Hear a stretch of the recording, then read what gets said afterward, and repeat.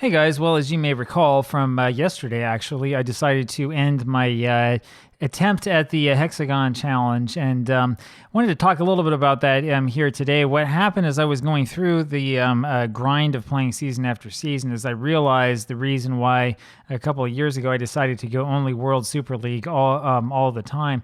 The reason why is because when you do these sort of traditional saves and you're using the real world rules and all this other stuff, you run into problems. The biggest problem you run into in Football Manager is that there's a lot of downtime, especially like in parts of the season in which you're not playing.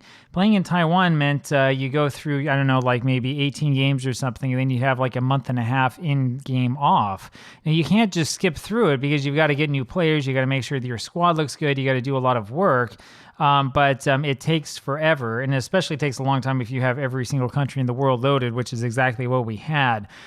This is not a problem with the game necessarily, other than the fact that the game has you do a whole bunch of chores that are unnecessary and that are really boring to sort of pass along the time. You could go on vacation and just allow the computer manager to handle it, but the computer manager really sucks at doing transactions, and the computer manager is also awful at like deciding, which player should, be, I don't know, regular starter or be a sub or whatever it is you're supposed to do. It really is frustrating. It's very, very frustrating to have to go through and do all of this yourself and do all of the micromanaging.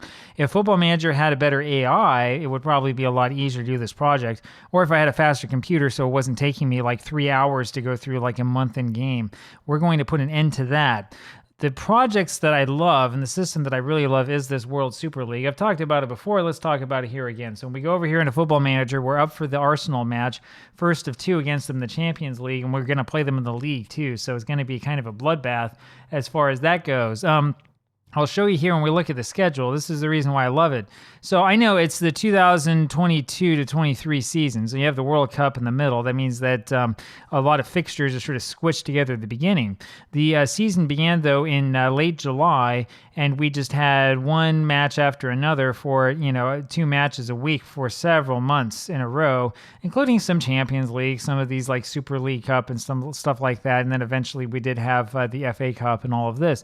Right, there was this big break in the winter, but it went by quickly because in this one I only have, like 1,200 teams or whatever it is loaded, as opposed to having the insane amount of teams that I had loaded using the other save. That's the thing, though, that's made the difference, which is that every single part of the season we have games, and we have games for the most part against different teams. This is even more the case if you go take a look at what happens elsewhere in the league. So if we go into competitions here, we'll click on Premier League and we'll go look at the structure. We could go down to, La Liga. See, I don't even know which teams are in here. You have 24 different teams. 1, 2, 3, 4, 5, 6 teams are being relegated, including FC New York. What a shame, playing at the Bronx. I'm not sure if they're moving into Flushing anytime soon in game or not. But the nice thing is that if you're in this league, sure, you're going to have a whole bunch of teams that stay in, but you do get a whole bunch of teams relegated, a whole bunch of teams moving up, and only one and maybe 2 clubs is going to actually be able to move up into the Premier League, into the next level of the challenge. You look elsewhere in the struggle, really, or in the structure, the further down you go, the more interesting this is. So if we have here the Primera Liga here in Super League 2, we have a number of teams that are sort of more, I would say, like middle of the road type clubs. And again, you can see that there are 3 teams promoted and 1, 2, 3, 4 teams that are relegated, which means that from season to season is going to be a very different experience. We go pick one of these like New York Red Bulls, at random and look at their schedule. We can see that they've had a pretty full schedule, also beginning at the end of July, continuing on through the end of May, which is nice. It means that you don't have a super huge break at the end of the season. And they played in a number of competitions. They had the Premier League, they had the FA Cup, and the Super League 2 Cup as well. That's the thing that I like about this. You have a whole bunch of stuff to play. You have a whole bunch of competitions to be in. You have a lot of ways and methods by which you can sort of test your abilities, and you can test the way the things are.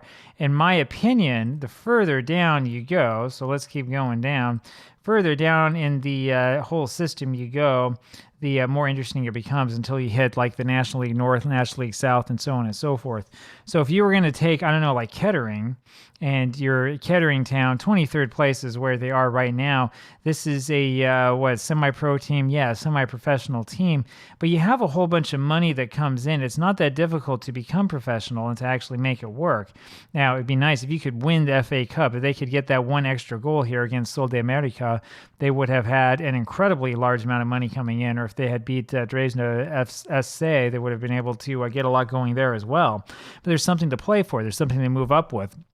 If you have a team that's lower down here, there's a lot of things you can do. There's a lot of ways you can move up, and you're going to get money in there pretty much no matter what, because you do have occasional television matches, and some of these matches you actually do have pretty large amounts of money coming in because of the fan base and because of what's going on. So with this sort of setup, if you wanted to do like a real challenge, like take some team, right, like Welling or Kettering or something, Boston United, and do, I don't know, the homegrown challenge where you don't have any transfers and you only build up your players and try to get the best new gens you possibly can, and you're forced to use them. If you did a challenge like that in this type of environment, I would argue it's going to be a lot more rewarding than if you play the base game. And the reason why is you have a lot more matches to play, and there's a lot more interesting things going on, and there are a lot of competitions in which a single victory for you could mean a very, very large payday, and could mean like a completely different save and something just totally radical that's going on. That's the thing that I love about this, right? The finances here are well balanced. Now, it's not perfect, right? And it doesn't mean that you can do anything. We know about this problem, right? We're 10 million in the hole. We're doing the best that we can, but we're going to have some problems. Look, our next season's wage budget is only going to be 7 million euros per week, which means that we're going to have to cut some people off. And when we look over the projection, we're going to have a balance of minus 158 million at the end of next season. This is what transfers on installments does to you. But if we can continue to win, we might be able to cut into this a little bit, especially if we can get some nice sponsorship money, because this isn't too much that we have so far. I mean, we'll see what goes. We'll see what happens. I'll take a look long enough to sort of see. I'll stay with the save, that is, to sort of see what happens. There are also players that we're trying to sell. But as I said, the nice thing about the World Super League structure is that whether you're a team on the top or a team on the bottom, it is possible to rebuild the team's finances quite easily and quite quickly simply by winning matches, because there's so much stuff you can compete in and there's so much stuff that you can theoretically win. So, and there you have it. That's the reason why I really, really enjoy playing with this. The challenge just doesn't end. This is, by the way, an earlier version of the World Super League. There's a newer version that's come out with a much larger Premier League that I haven't tried yet. That would be a lot of fun. I put a link down below in the description so you can check it out for yourself. The reason why I'm not playing FM24 right now is because I want to enjoy this add-on. I want to play this until the add-on comes out for FM24, basically, because I want to get my money's worth. I paid, what, $10? You know, it doesn't cost that much. I want to get my money's worth, and I want to get a feeling that I really spent a lot of time playing this, and I really played it until I was done playing it, right? As opposed to being like, oh, the new beta's out, let me throw everything away, you know, a couple of weeks after I started getting into this and just ignore it. So there you have it. I don't know if I'll convince anybody that I'm right or that I'm wrong. I know a lot of people get upset when I say wait to buy the new game, but I'm going to keep saying that. I think it's the right thing to do, and you want to make sure you enjoy these add-ons before it's too late. Talk to you again later. Bye.